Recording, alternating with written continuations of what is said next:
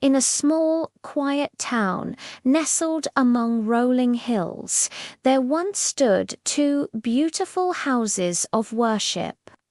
One was a church with a tall white steeple that seemed to touch the clouds, and the other was a mosque with a gleaming golden dome that shimmered in the sunlight.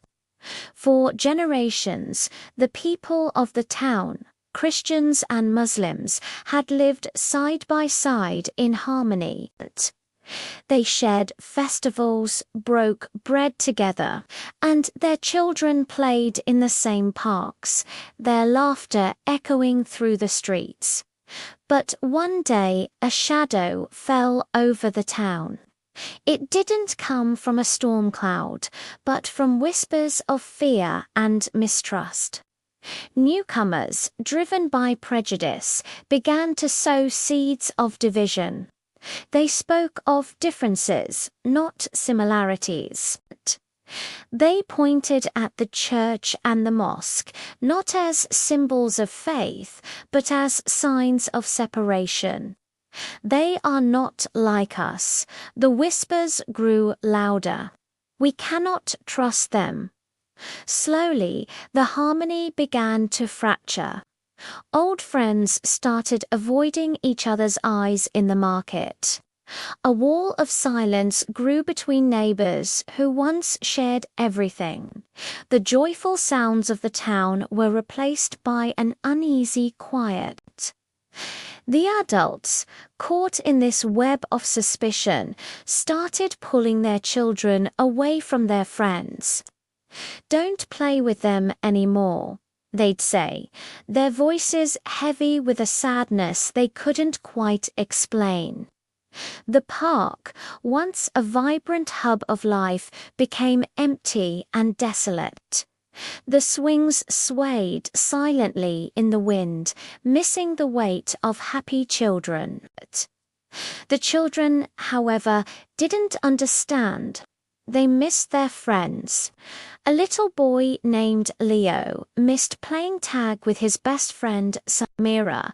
A girl named Aisha missed sharing secrets with her friend Chloe under the big oak tree. They saw their parents' worried faces and heard the hushed, angry conversations, but in their hearts they only felt a deep sense of loss. They didn't see a Christian or a Muslim, they just saw a friend they could no longer play with. Their world, once so big and full of joy, had suddenly become small and grey. One sunny afternoon, a small group of children, led by Leo and Aisha, gathered at the edge of the empty park. They looked at the deserted playground and then at each other. They missed the laughter, the games, the simple joy of being together. "This isn't right," Leo said, kicking a loose pebble. "I miss Samira." Aisha nodded, "And I miss Chloe. Why can't we play any more?" The other children murmured in agreement. They didn't care about the dome or the steeple. They cared about friendship. So they made a brave decision. They walked to the center of the town, right between the church and the mosque. Holding hands, they formed a small, determined circle. When their parents and the other townsfolk saw them, they rushed out, a mix of concern and anger on their faces.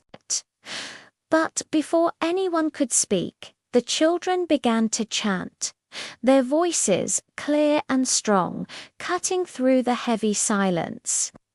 "We don't care who prays where, we just want to play together." Over and over they repeated it, their simple, powerful truth echoing through the town square. The adults stood frozen, looking at the chain of small hands. They saw a Muslim girl holding a Christian boy's hand, a Christian girl with her arm around a Muslim friend. In their children's eyes, they saw not division, but a pure, unwavering love. They saw their own reflections, the friends and neighbors they had turned their backs on. The innocent plea of the children shattered the wall of prejudice they had built.